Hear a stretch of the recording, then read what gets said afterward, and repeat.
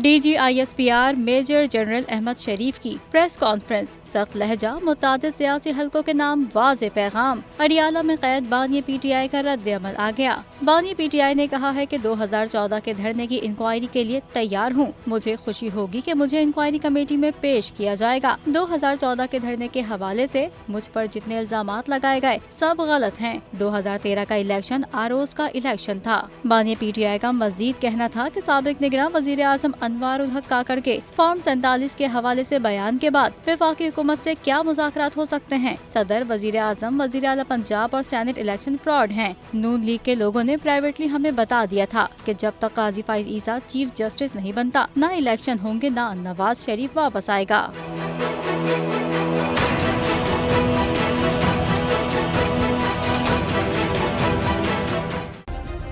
Subscribe करें और bell दबाएं ताकि कोई खबर रह न जाए।